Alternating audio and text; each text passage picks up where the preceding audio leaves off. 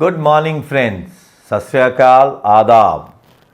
This is my 109th video and this will be touching a topic which I had earlier also spoken on, that is excision of the cantonments which the present government is willing to do. My first and foremost instant question is, will this happen the way it happened in Ambala in 1977? Then it is no point doing it. But if the present government is willing to listen to us, how it should be, so how delimitation has to take place, we will talk on this topic today. Now this is a very important topic, that how the Britishers started denoting that what is British India. Way back in 1864, when the military boundary pillars were already in existence from the 1793 Governor General orders, and the first Cantonment Act was given to the people in these cantonments. Why was this military station or military cantonment converted into a civil cantonment? Because there were areas which were private and which were annexed into the cantonments. Now what does British India donate? It donates the territories which are or may become vested in Her Majesty. Now the very first word is lands belong to the Queen of England by a statute 2123 of the chapter 16 of Victoria law. Now whether this was applicable to the area which was to be influxed or which had to be brought into the cantonment area, and then the 1864 Cantonment Act is to be understood. So they even said in the very second para of it, the word local government started being used. Now why was it being used? It said that any person who's been given the executive powers by the then Governor General and who would look after the cantonment would be called a local government. So person authorized by law to administer executive government in any part of this British India would be called a local government. So I think this was a kind of a beginning of a DC or a collector or a SDM or a city magistrate. Now under Rule 6, the executive who was given the powers as a local government was even given the powers of the small causes court. So within the limits of the military cantonment. Now this is very important to be understood. He would establish a local small court which will automatically come under section 3 of Act 27 of 1860, and there would be a small jurisdiction which will form under the jurisdiction of the Supreme Court of the Bengal, that was Fort Williams. So everything was happening. So what was going wrong? Now same under Rule 10, the same executive officer was declared to be a sub-district and a sub-magistrate under the Registration Act. Was there a Registration Act in 1864? No, it came in 1877. So which was that Registration Act? Again it meant he was a deputy registrar, powers given under the Rule 35 of 1864. So where are these rules? Where is that military cantonment which was declared as a sub-district, or a sub-registrar was given a power to make registries in that area? Friends, we need to understand what was being annexed in 1864 was the civil area or the bazaar area, which was even known earlier by the 1810 Army Regulation. But we need to understand this culminated in specific in 1880, 1889, 1924 Act, and then finally in 2006. So we have this rule of land in place which starts from 1864. Now what and how accession has to be taken place? It's very simple. We should be asking, everybody in these cantonments should be making representations. Ask your local MLA, local MP, ask your MLC, who are the board members, ex-officers, anybody known to you. Under the ministry's new regime which is asking for the accession, we must ask that the commanding officer of that zone, northern, western, eastern or southern, he should make a report on section 3.2 of the Cantonment Act 2006. Now what does the section 3.2 say?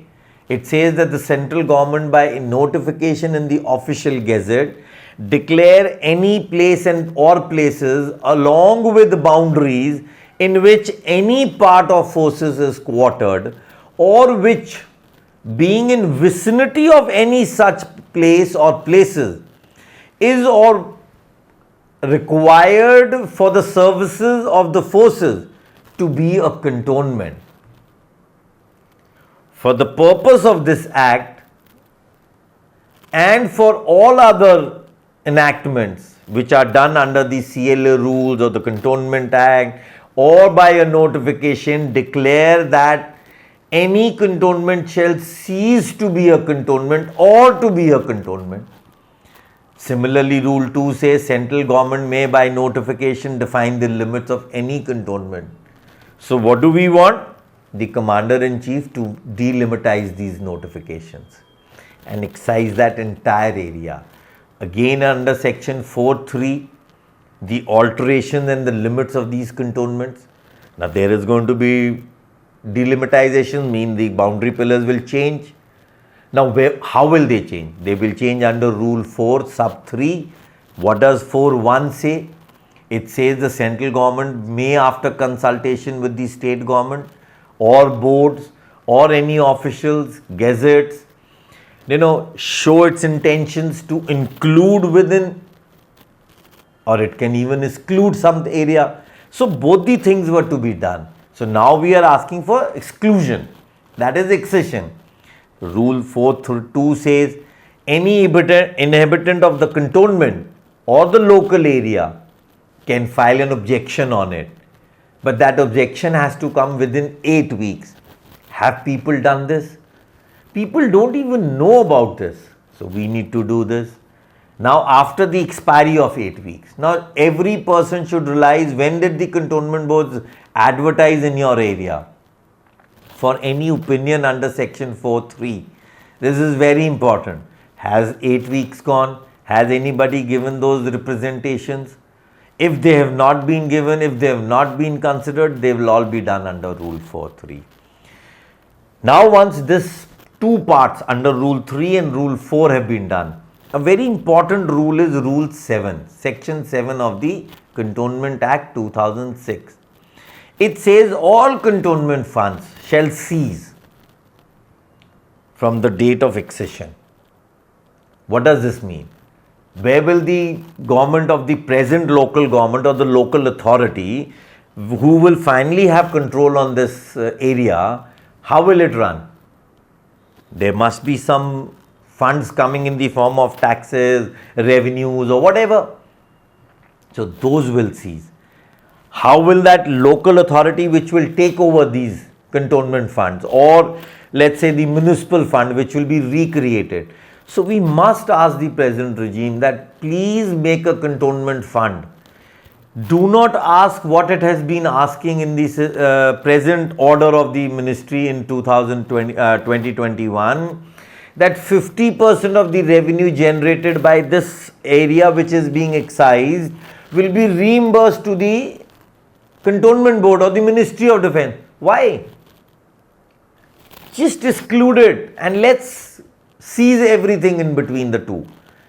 Similarly, we have the board, a corporation, a board is made under section 11.